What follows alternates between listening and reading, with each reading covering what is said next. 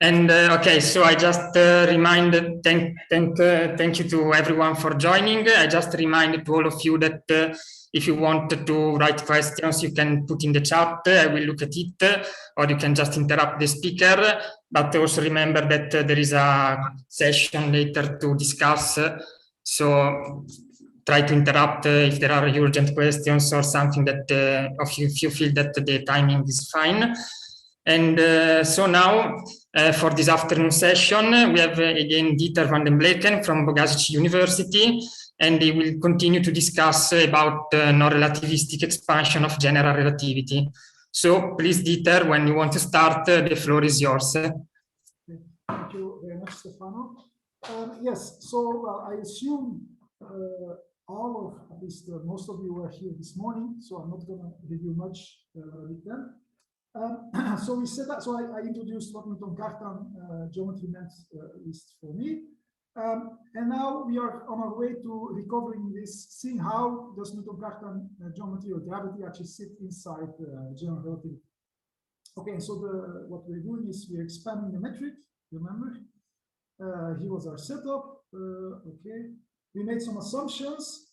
The main point was that if you work for the moment up to next to leading order, then these coefficients, they fall apart into independent fields, if you like, which take the form as a Newton-Cartan structure, a one form, and another spatial tensor with upper images. Okay, right. So this is, if you like, the kinematics or something like that, right? Just the geometric structure.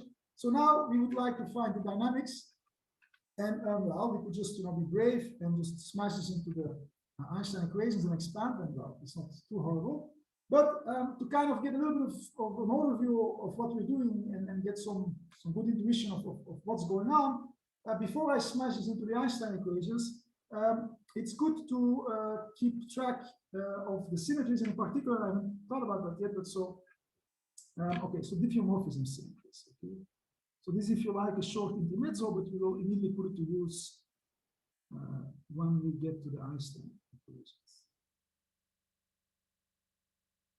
Okay. Right. So again, well, because of course you see in this decomposition, yeah, I'm using tau upper, tau lower, so actually there will be boost symmetries, okay, these Milnor boosts, but they're in some sense a bit artificial because we're using ourselves. So the symmetries of GR are, of course, the diffeomorphism symmetries. Okay. So, well, which would just be basically that the fact that this metric that we have, well, transforms to the lead derivative of some vector field psi, which will be from the small diffeomorphisms, right?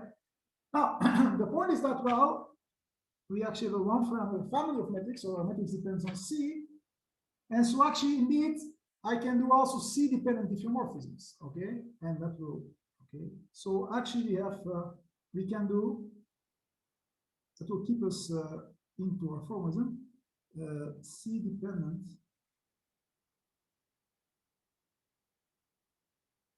diffeomorphisms. Again, from an analytical point of view, we actually have a one-parameter family of diffeomorphisms. Okay. Now, right. So here again, I can explain this in a bit more detail, but maybe. In view of time, let me just again state it's a short calculation where again, if you have questions, I can say more about. But so, okay, so it is an exercise. Okay. Well, as well. Well, the point is that we make this very strong assumption that the metric should start at order -2. Okay, and no other order. Now, you can easily check that. Okay, the expansion of psi to be compatible with such an ansatz, okay, has to start at 0th order. Okay, so they have to be analytic in C.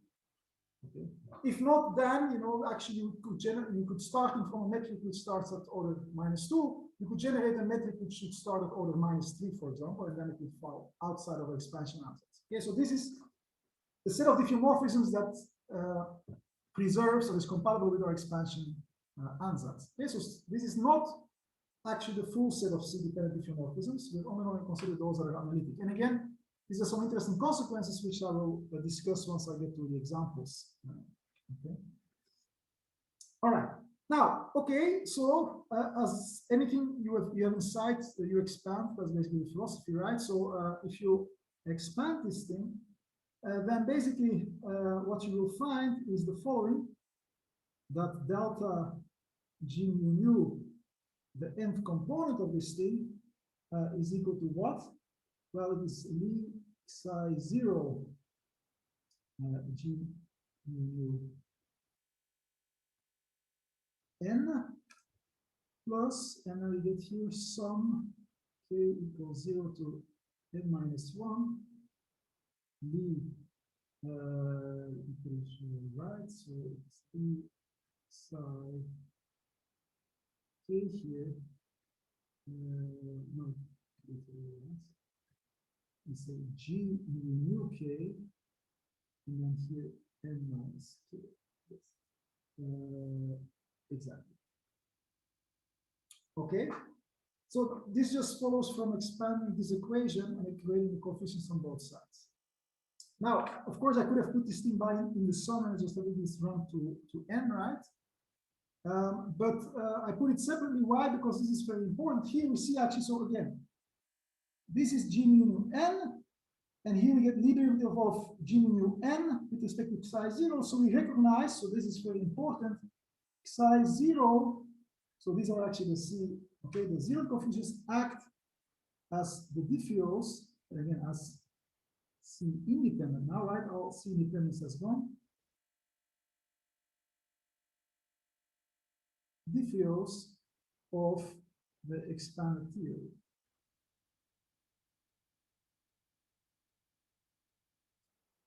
Okay, so in this whole tower of diffeomorphisms, okay, that we get here, it is the zeroth order or the leading order that acts as diffeomorphisms, okay, because they just act with the derivative. So the variation of the field is just a derivative of that field. Okay, now, okay, but we have all kinds of extra symmetries. Okay, why? Because now we also see that psi n, okay, for n bigger than 0, well, acts as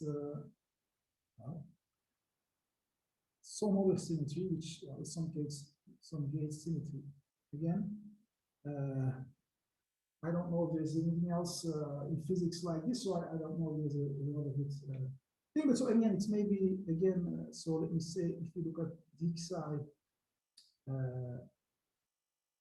k of G mu nu n. With that, I mean I'm going to now do diffeomorphism on G mu n, where all the components except psi k are 0, so that I can just single out a single one of these terms. Then what do we get? Well, this is going to be Li and then psi k, and then G n minus k mu nu. Okay, so here we see that. So this is the okay. So this is some high order field. Let's say that n is 10,000. Okay, okay, and then transforms as the derivative, not of itself, which is what a diffeomorphism would do, of a lower order field.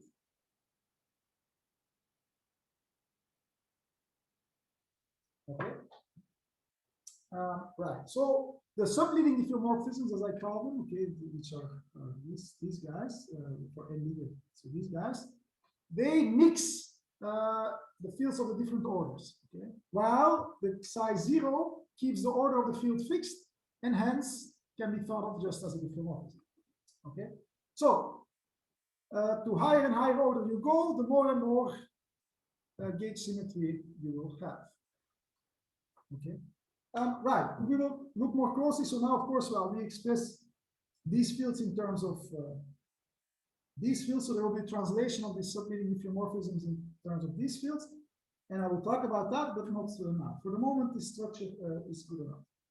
By the way, yeah, I wrote here. Okay, I forgot this. So I wrote here G mu nu, right? But now you could do this in principle for any tensor. So this is true, by the way, for any tensor. Okay, you can just replace G mu with your favorite tensor with arbitrary number of indices. Okay, so again, what I wrote here for the metric is also true for the Ricci tensor or for anything. But now, and this is interesting also, is okay. So what about the Levi-Civita connection, so which is not a tensor?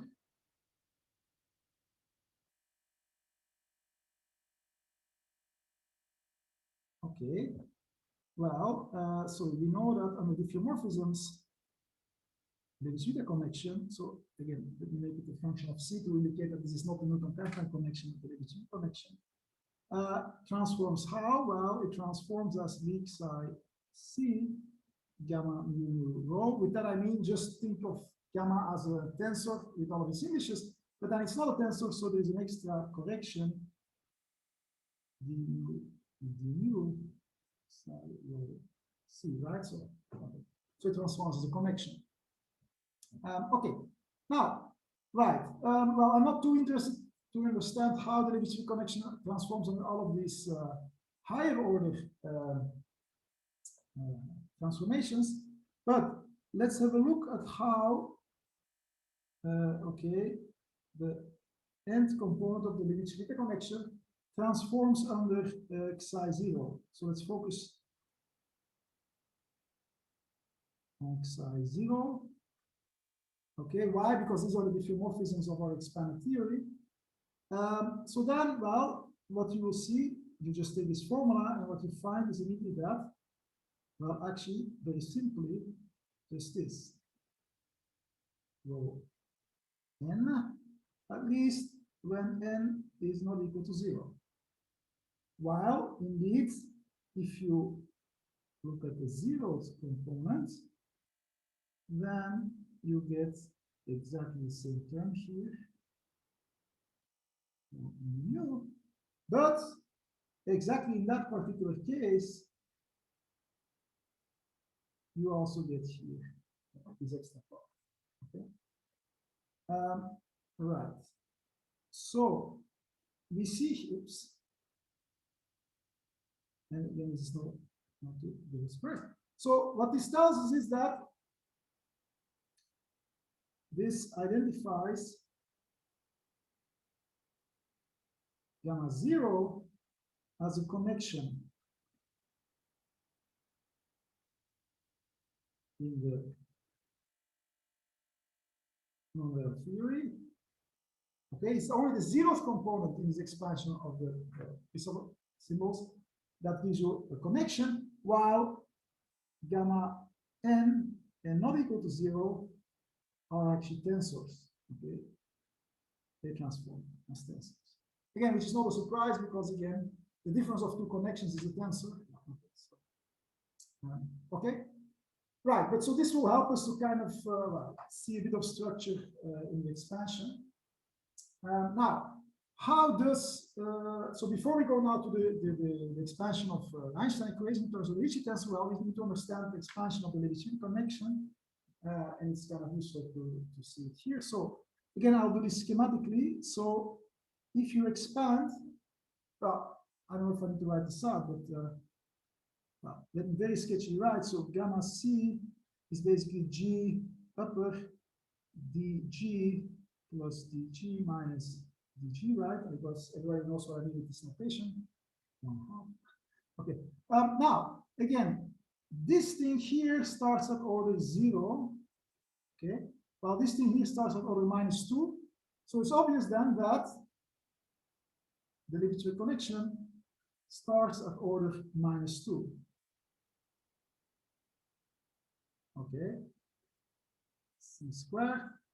Then there will be G0 plus G2, C -2, etc. I'm again assuming the even power expansion, but something similar would go for the odd power expansion.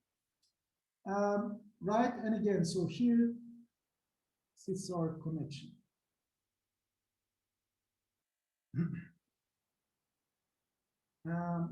this will have some very interesting consequences. This means that this is at sub-leading order. Okay, so this means that at leading order, we will not be able to write that. We will not be able in our equation of motions to use any covariant derivatives. We cannot because there is no connection. Okay, so we'll see that we will work out. And the answer is rather easy. But okay. So now, okay, exercise for you to work out. So let's compute gamma minus 2. Okay, I write this out because it's a relatively important object. So it's h rho sigma, and then basically this tau mu d mu tau sigma plus okay mu that changes to mu. Yeah, that's it. Okay. Right, and indeed, well, it's supposed to be a tensor, and indeed it is. We see that it's a tensor, and indeed we evade. We still have a derivative, but we evade, you know, the need for a connection. Why? Because, well, tau used to be a one form, so you can actually take the exterior derivative. So it all fits kind of nice together. Okay. Right, well, I'll take this to the next page soon.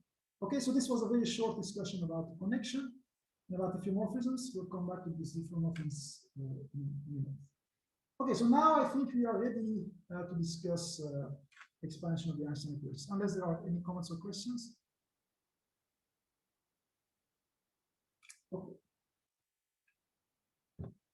So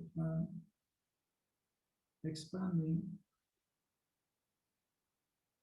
Einstein equations. By the way, maybe some people are all having questions. So why are we expanding Einstein equations and not, for example, the Einstein-Hilbert action?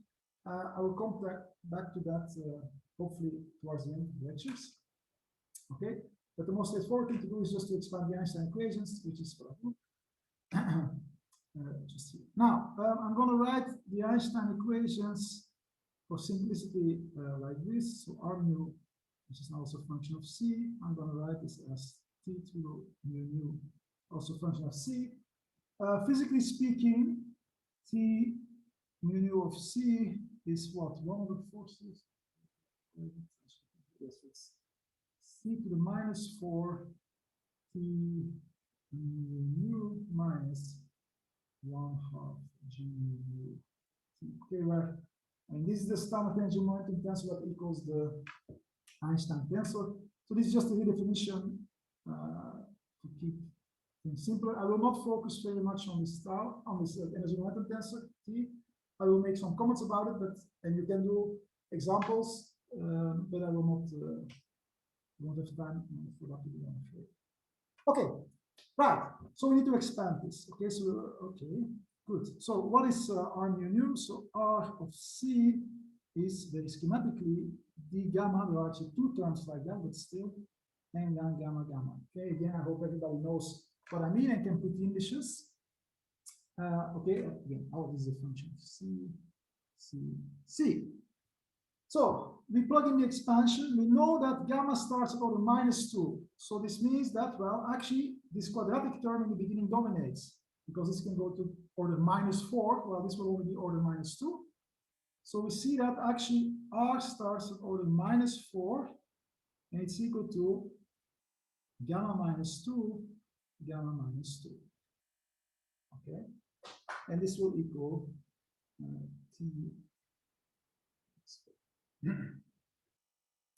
Okay, now, but this is very easy, okay, because we actually already have gamma 2 here.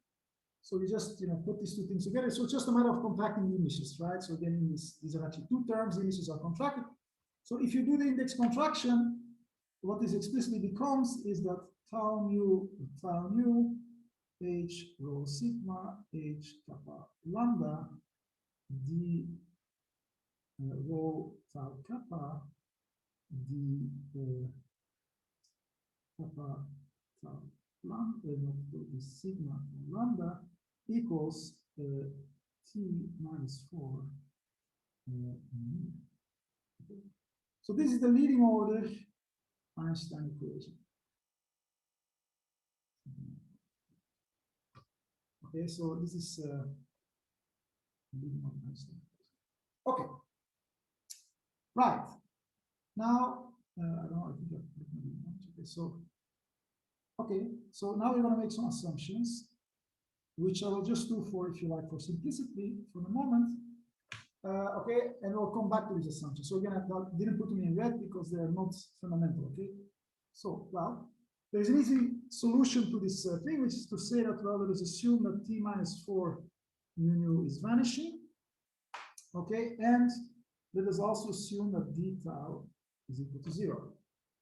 Okay, that solves this equation. It's a perfect, nice assumption. Okay, so again, as I mentioned, but in this one I will come back to in a bit. All right, but so it's a perfectly well valid assumption. It solves the leading order Einstein equation, so that's great. Now let's have a look at R. The next order is R minus 2. It's equal to what? Okay, this is equal to dg minus 2 plus gamma 0 gamma minus 2, right? So 0. Now, but if d tau is 0, it's actually on the previous page, you see it here, then actually gamma minus 2 is 0. Yes. So under this assumption, at least, so here maybe I can add that. Okay, that means gamma minus 2 equals 0. So that means that here automatically R minus 2 is 0. So then we will be forced to put also t minus 2 mu to 0. And again, we're done. Actually, so actually next to leading order, again, there is no information. This is automatically taken care of. Okay. Now we come to the next to leading order. And what do we get there? Well, we get, let me first write out. So this is now R0. Okay, well, let's see. So this is d gamma 0 plus gamma 0 gamma 0 plus and then gamma minus 2 gamma 2. Okay, but again, by our assumption, this thing is gone. Yes, it's already gone. And then here, what we recognize is actually the Ricci of the connection gamma 0. Okay, as I pointed out, gamma 0 was actually a connection. You just saw it from its transformation properties. And so this just becomes the Ricci tensor of gamma 0. Now, what is gamma 0? Again, here I could well, do a honest calculation, but well, it's relatively long, it's not too inspiring, so you'll just have to believe me.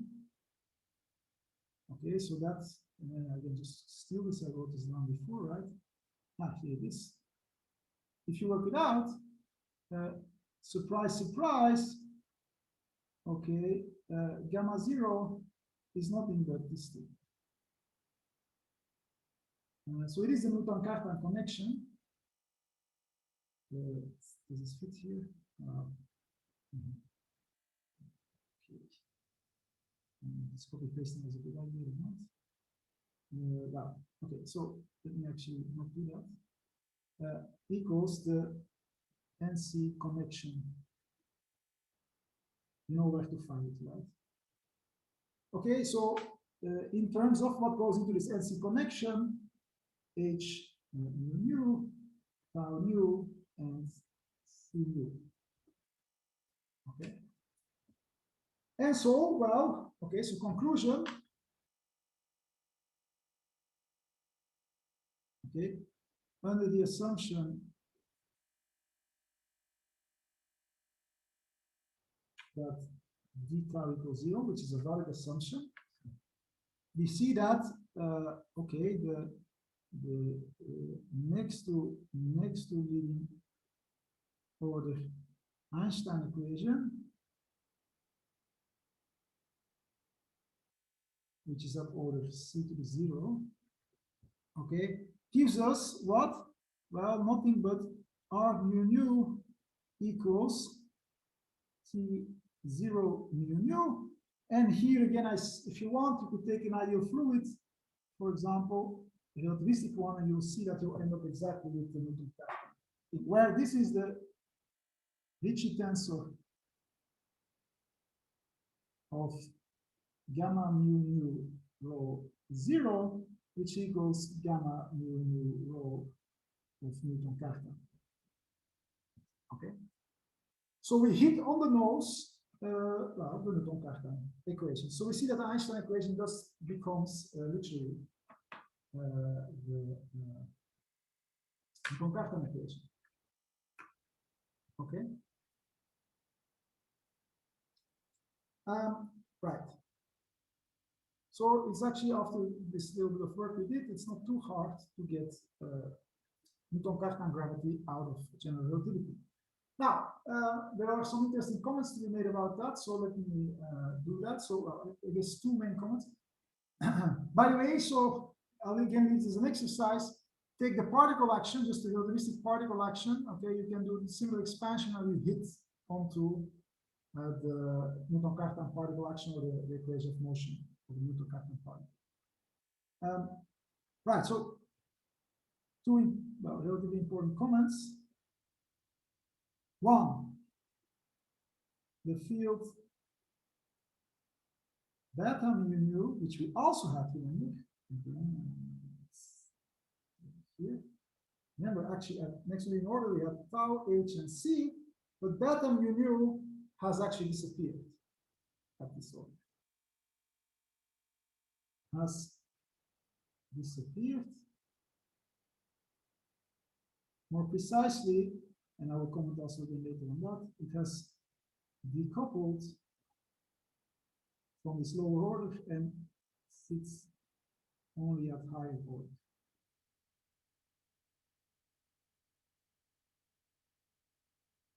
Okay, so at the level of discussion we're having now, and d tau equals 0, beta can be ignored and is gone.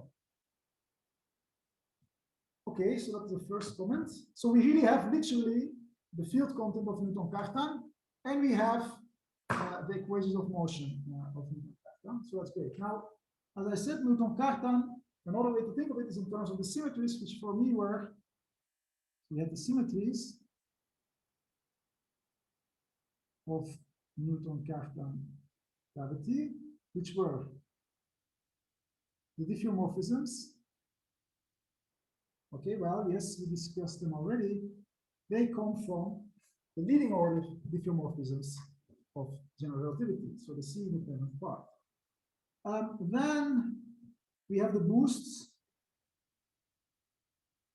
Okay, the Milner boosts. We have them via the introduction of tau mu and h mu, which we also did in this expansion, yes. Again, it might have been behind the scenes. I think I pointed it out, but we stressed it again. So once I make this decomposition here, okay, I have here tau upper. Okay, so in this calculation here, we have the scenes, and again, here we have h upper. So h upper is fine. Here we have h lower, tau upper. Okay, so we have introduced these guys. Now, note that, of course, so there is this boosting variance now, but the metric components, they couldn't care less what techniques I'm using to decompose them, right? So these things are, of course, by definition, boosting variant. And now you can check that the only way to make this thing boosting variant is if you have h and tau transform. Also, c should transform under boosts. And if you go and look up the boost transformations I gave you for the Newton-Cartan fields tau, h, and c, then you see that indeed these combinations are indeed boosting variant as they should. And then it's no surprise that the connection that I build out of this, which is just a connection built out of this, is also boost invariant. So the boost symmetries again, they are there, and in some sense we put them in by hand. So the last thing, and that's the interesting part, is, well, there are some remaining symmetries. Okay, so what about, so now we are working with the fields up to next to leading order, so there should also be psi2. Okay, the next to leading order the fields. What about them? Okay, let's have a look. So how does this psi2 act on, let's say, well, the subleading field? 0, well, it is by the lead derivative with respect to psi2 of the higher order field. Okay, again, the orders here add up to give you this, right? So that's the leading order fields don't transform under the subleading diffeomorphisms. The subleading fields transform up to with the subleading diffeomorphisms with respect to one field higher. Okay, G minus 2 here. Okay, so now let's write this out. Well, actually, we know what G minus 2 is. This is actually psi 2 tau mu tau mu. Okay. Okay. Now we also know what this thing is because actually we decompose this. Is d psi 2 of what? Here.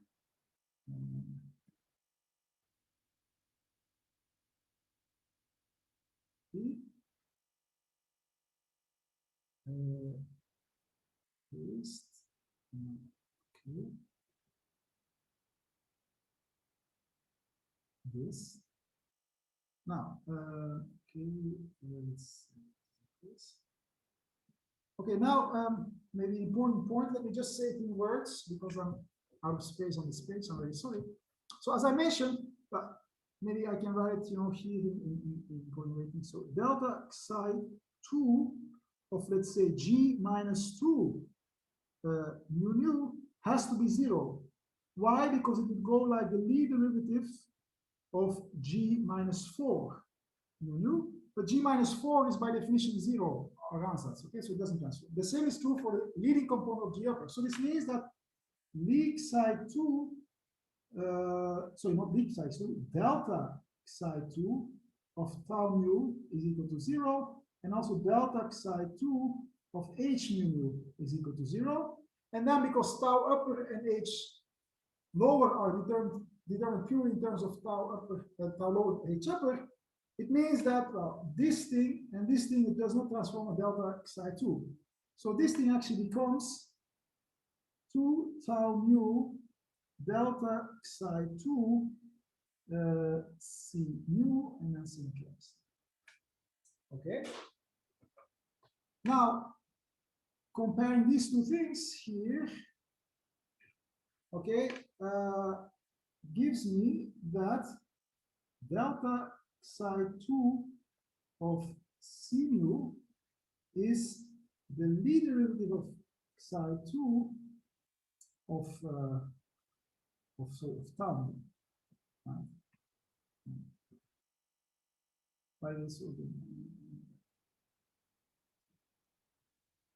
So again, if you work this out, you get exactly a factor of 2 and the synchronization. Okay, now fine. So okay, maybe I should go to the next page. Just one more line. So what we find is that delta psi 2 of c mu equals lead psi 2 of tau. Okay, so the claim is that the theory we get from expanding GR, okay, it involves field C, and there is this extra gauge symmetry, which is given by this formula. Okay, just follows from the diffeomorphism invariance of general relativity. Now, but you say, wait, and that's supposed to be Newton-Cartan. Have I ever seen such a symmetry? Well, actually, you have. Let us write it out.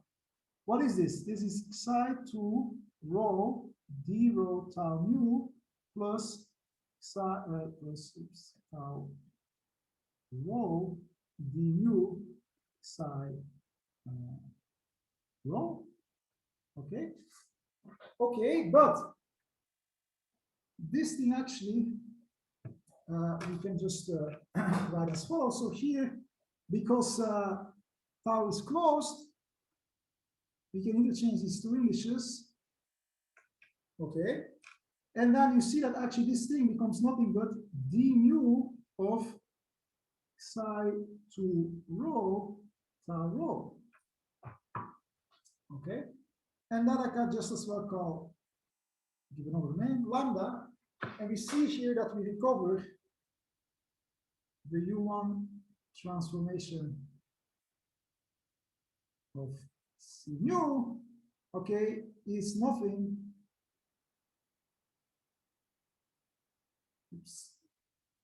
but a subleading diffeomorphism from the point of view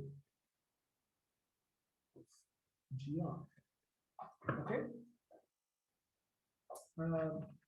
Right. Okay, and so we have recovered, Newton Cartan gravity completely. We have the fields, we have the correct amount of fields, we have the correct dynamics, we have the correct symmetries. Okay, right. But yes, obviously, yes. Dieter, may I ask something? Sure, absolutely. Because in principle, you could say you look to a gravity coupled to matter system, but you spend a lot of time to gravity. But should you not also, for the matter, say what it is, how you expand, and what happens with these terms? Or it looks like it's a kind of spectator field for you, but So what should is you not also? field? Well, you know, but should you not also treat the matter like you do gravity? You expand the matter fields and you look Yeah, to the so symmetries all of these matter fields, they sit, and look to the equations of motion. yeah. So for me, they sit all in here, right? Yeah. Yes. So, but they have their own equations of motions, for instance. Should you not but also these look to equations them? of motions, they are basically just to avoid identity. Assuming that you have Lagrangian matter, and they will just follow from, you know, conservation of energy momentum. Yes. Right? Yes, yes. So you should also expand all of them and everything. Yes. Okay.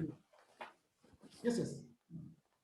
And again, so for example, in papers by Niels and Geller, they carefully expand various things. Also, Doku, I mean, as I said, so I was very fast here, but so this term here, you can get by just taking the energy momentum tensor of a perfect fluid, making an ansatz for the expansion there, and expand, and you'll see that the pressure goes away, and you end up just with the density and this thing. I mean, this was already done by Doku.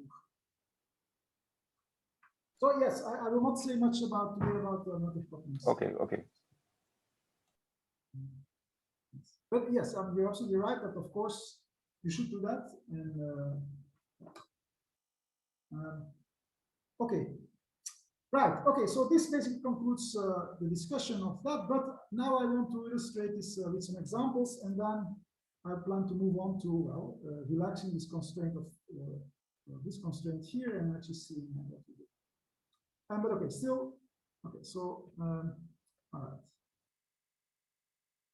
It will be instructive to look at some examples to kind of see this at work, and also to understand a little bit more the role of coordinates and things like that. Okay. So, okay, so the first example, and the main example, because it's very physical and also very simple, is the Schwarzschild metric.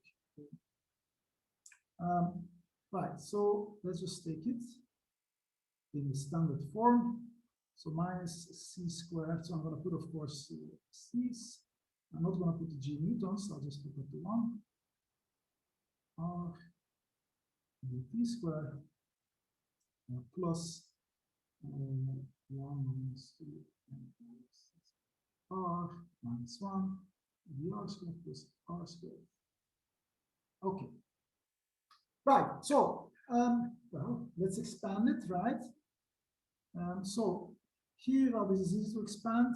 We get minus c squared dt squared. That's the, so this is the order c squared. And there, as you can check, there are no other c squared things. So that allows us to identify. So this is actually g mu minus 2, right? So this allows us to identify, in this case, tau mu is nothing but just delta t. Okay. Then comes the zeroth order. So then we get here at zeroth order what? Well, 2m over r dt squared plus, and then the leading order of this thing, zeroth order of this thing, which is just plus dr squared plus r squared plus d omega 2 squared, and then plus order c minus 2. Okay, so this whole thing here is g0 mu. And then if you go back to the definition of G0 mu, what you find from this is that this means that C mu is equal to minus M over R delta mu T, and H mu is, if you go to Cartesian coordinates, is just a flat metric, right? This becomes delta mu I delta mu J J. Okay, just a flat metric. So we basically get a flat, or well, trivial Newton-Cartan structure, and well, a gauge field here which has only a time component, and remember the time component is nothing but the Newtonian potential. Okay, so this is minus R. Okay, so this is the well-known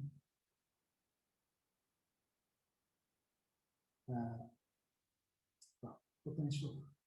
Okay, Newtonian potential. I don't even need to write this right, of a point particle. Okay, so okay, right. Now the point is, of course, that good. So the Newtonian gravity of a point particle, okay, is a first approximation, non-relativistic approximation to Schwarzschild. But it's of course an approximation, yes. And indeed, that's an approximation, is the fact that there is all of these other higher order terms here coming from the expansion of this term here, okay, that give you corrections. And these are exactly so-called post-Newtonian corrections. Okay. All right. So this is well the first way to look at Schwarzschild. Now let us look at a couple of other ways at Schwarzschild. Okay.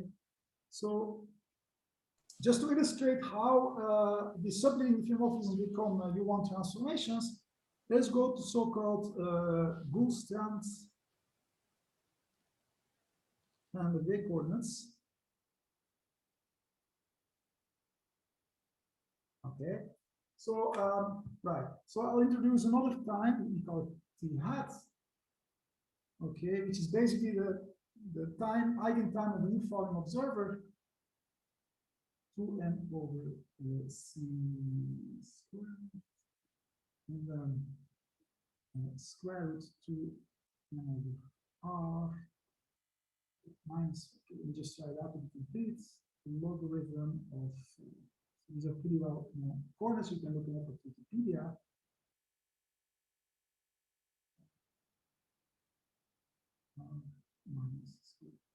So I'm going to leave the radial coordinate intact.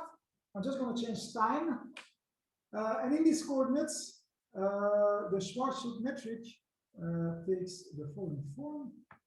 That's interesting. Yeah. No, I didn't write it down here. So I'm going to try to remember it. Okay. Okay, it takes the form ds squared and then minus c squared dt hat squared plus and then it should be, it's a prefactor. Okay, let me just sorry, look it up because I'm very sorry, I forgot the prefactor.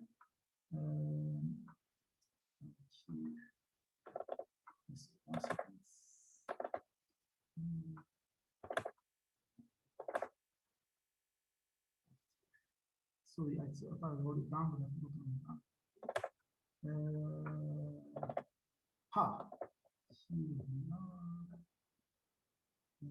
yes, okay. Sorry, so it's not just yes, it's this and then plus not so there are two ways to write it, so let me write it the other way, minus 1 minus 2m over c squared r. Okay, dt hat squared, and then the point is that we now get an off-diagonal term, so 2m over c squared r, and then dt hat dr plus dr squared plus r squared. Okay, right. So okay.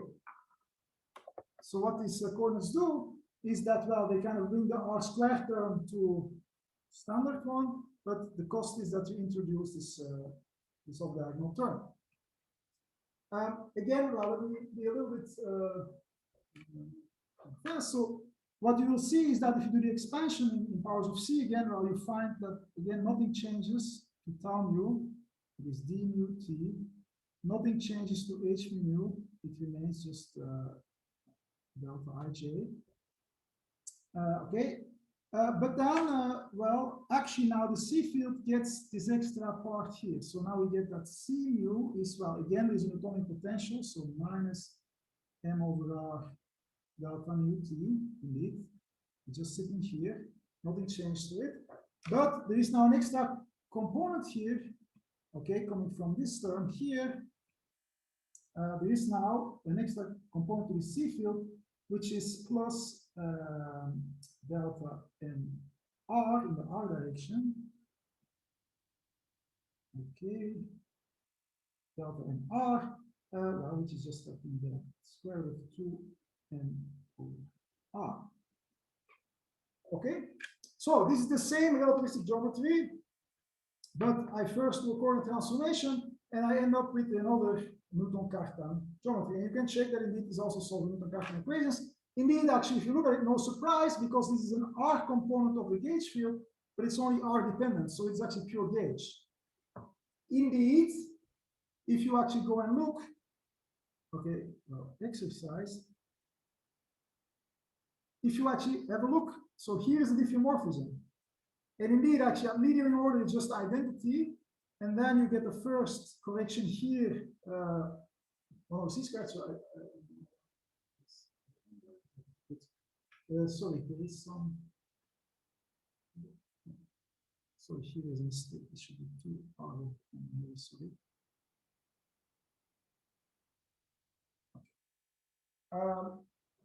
Right. So if you actually work this out, you find that psi t, okay, is 1 over c squared. So the only, I mean, the diffeomorphism here, if you translate it into a vector field. Sorry, Dieter, are all your t's now t hats, or? Well, yeah. In the new coordinates? And also, it seems that you get a odd powers of c now, because in the square root you have a 2m over c squared. Is that a c4th maybe? Or? So where is this? Here in the mixed term, it looks like you get a 1 over c. So, very good. So, well, but there are actually, 1 second. So, okay. So okay, you're right. 1 second. So, but 1 second. So I must have made a mistake. So, where is it? I was probably too fast in looking this up.